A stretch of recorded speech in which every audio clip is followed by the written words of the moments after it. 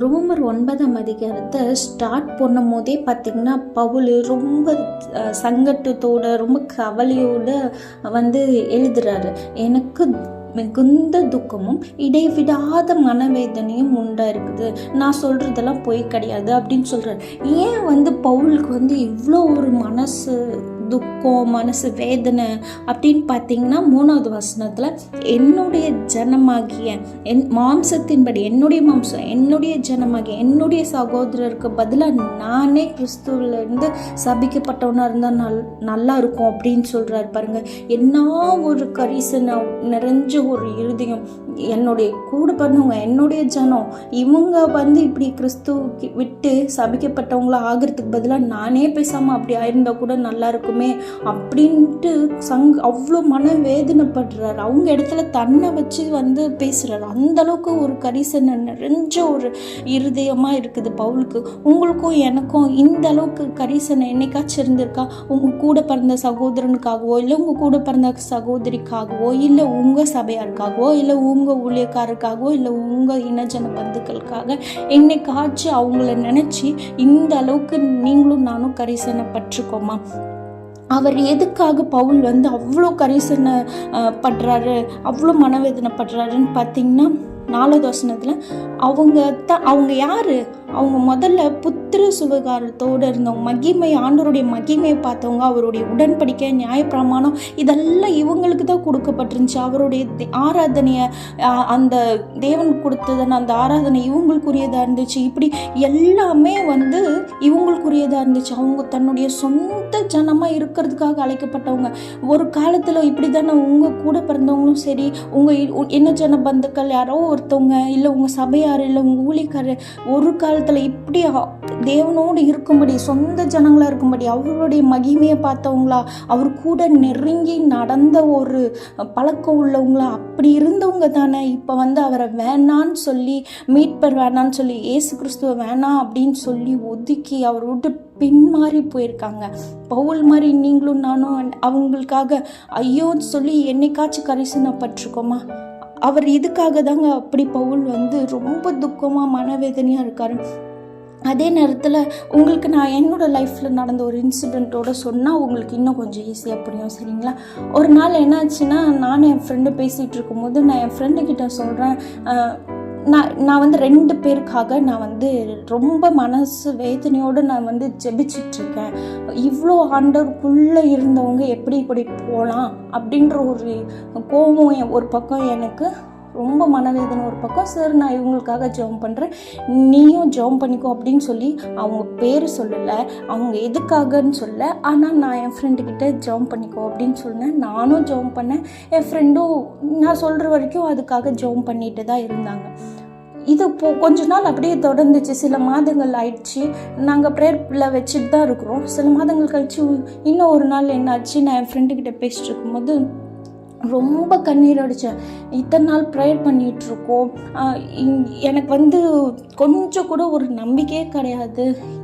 நான் இவங்கள நிறுத்தவே முடியாது, இவங்க திருந்துவாங்க, இவங்க திருப்பி ஆண்டவருக்குள்ளே வருவாங்க அப்படின்ற ஒரு நம்பிக்கையே எனக்கு கிடையாதுன்னு சொல்லி நான் ரொம்ப அழுதேன் என் ஃப்ரெண்டுக்கிட்ட சொல்லி. என்னால் திருப்பி இவங்களை தொடர்ந்து ஜெபிக்கணுன்ற ஒரு எண்ணமும் இல்லை, கண்டிப்பாக இவங்க ஆண்டவருக்குள்ளே திருப்பி வருவாங்கன்ற நம்பிக்கையும் கிடையாது அப்படின்னு சொல்லி நம்பிக்கையெல்லாம் மறிச்சு போன ஒரு சூழ்நிலையில் நான் என் ஃப்ரெண்டுக்கிட்ட ரொம்ப அழுது சொல்லிட்டு இருந்தேன், புலம்பிகிட்டு இருந்தேன். அப்போ என் ஃப்ரெண்டு என்கிட்ட சொன்னாங்க, அப்படியெல்லாம் நீங்கள் எப்படி சொல்லலாம்?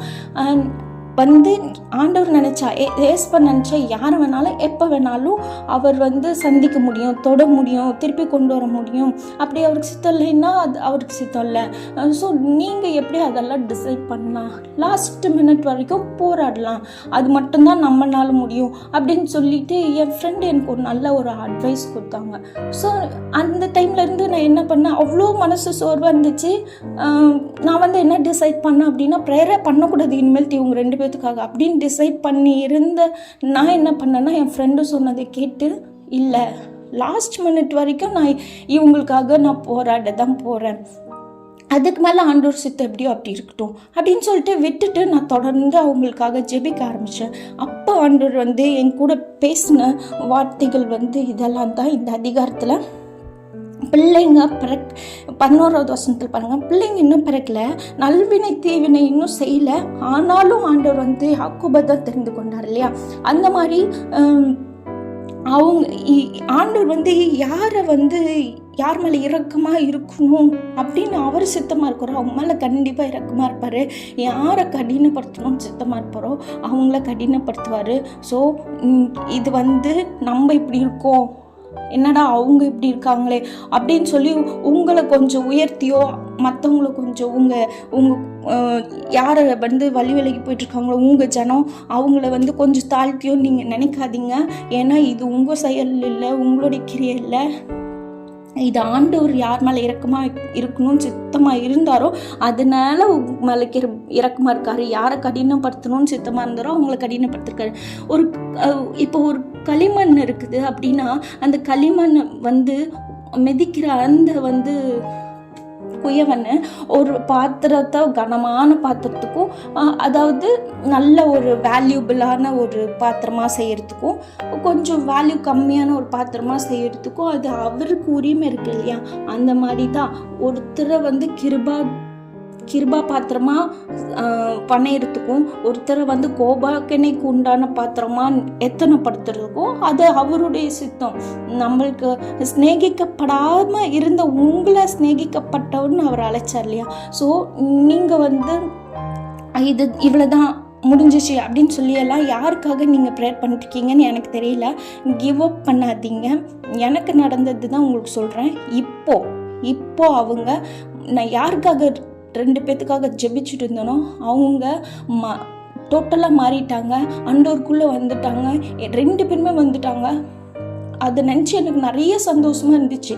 ஒருவேளை அன்றைக்கி நான் கிவ் அப் பண்ணியிருந்தேன் அப்படின்னு சொன்னால் கண்டிப்பாக இது நடந்திருக்காது. ஸோ முடிவாக நான் உங்களுக்கு என்ன சொல்ல வரேன் அப்படின்னு பார்த்தீங்கன்னா, நீங்கள் விசுவாசிக்கிற அவரிடத்துல விசுவாசமாக இருக்கிற நீங்கள் கண்டிப்பாக வெட்கப்பட்டு போக மாட்டீங்க, சரிங்களா. அதனால் விரும்புகிற உங்களாலையும் கிடையாது, ஓடிட்டுருக்க ஆண்டவர் விட்டு தூரமாக போயிட்டுருக்கா அவங்களாலையும் கிடையாது. இறங்கணும்னு நினைக்கிற தேவனால் மட்டும்தான், இறங்குகிற தேவனால் மட்டும்தான் எல்லாம் நடக்கும். ஸோ அவர்கிட்ட நீங்கள் இன்னும் விசுவாசமாக இருங்க, உங்கள் நம்பிக்கை விட்டு போயிடாதீங்க, விசுவாசமாக இருங்க. கண்டிப்பாக அவர்கிட்ட விசுவாசமாக இருக்கிற நீங்கள் வெட்கப்பட்டு போகாதபடிக்கு அவர் பார்த்துப்பார், சரிங்களா. Thank you so much. Bye.